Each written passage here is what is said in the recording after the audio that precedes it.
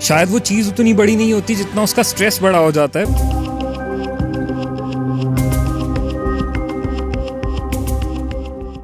और हमारी body stress के टाइम पर खाने के लिए नहीं बनी।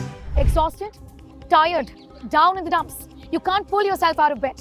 You can't wait for the working week to get over. You're feeling tired all the time. Your appetite has gone for a toss. These are symptoms of chronic stress. We are decoding stress and also offering you solutions.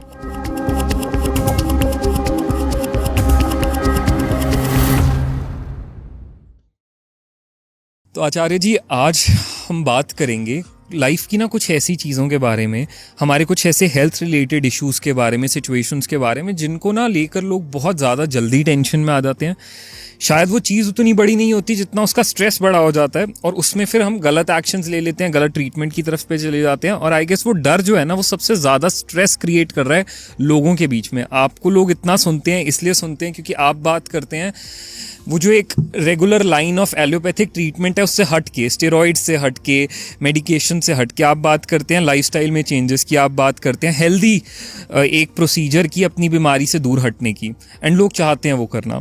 तो सबसे पहले शुरू करेंगे आचार्य जी इस चीज़ से कि आजकल ना लड़के और लड़कियां दोनों बहुत जल्दी लाइफ के स्टेज पे ना कुछ ऐसी प्रॉब्लम्स को फेस कर रहे हैं जो कि शायद होनी ही नहीं चाहिए बायोलॉजिकली इतनी जल्दी। लेट्स सपोज अगर हम लड़कियों की बात करते हैं तो आजकल लड़कियों के अंदर बहुत जल्दी पीसीओडी, पीसीओएस, इनफर्टिलिटी जैसे इश्यूज पता चल रहे हैं।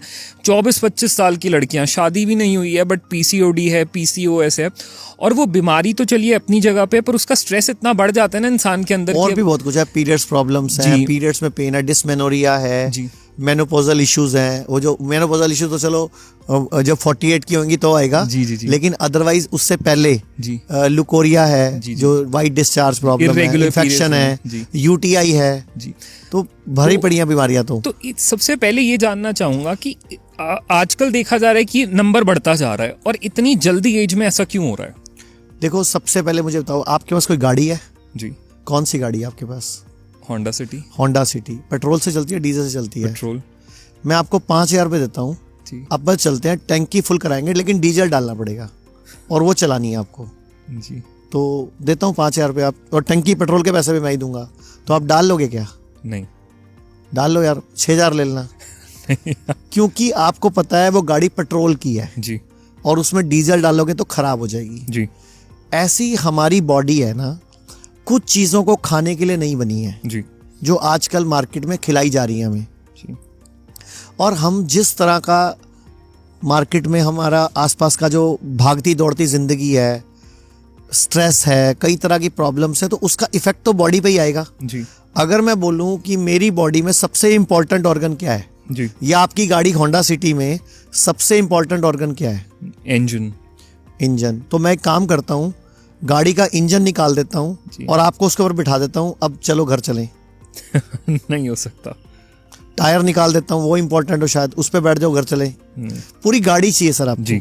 तो ऐसे हमारी पूरी बॉडी ना आपस में अंदर से एक है जी। इसमें लीवर है, किडनी है, छोटी आंत है, बड़ी आंत है, मलाशय है, अमाशय है, पेनक्रियाज है, ऐसी हमारी यूट्रस है, हमारी ओवरीज हैं, हमारे जेनिटल ऑर्गन्स हैं, मेल के पास अपने ऑर्गन्स हैं, उसके पास टेस्टोस्टेरोन हार्मोन है, फीमेल के पास प्रोजेस्टेरोन हार्मोन है। पूरी बॉडी ना एक सिंक्रोनाइज सिस्टम से चलती है जी। अब मैं आपसे एक सवाल और करता हूँ, फिर मैं जवाब दूंगा जी।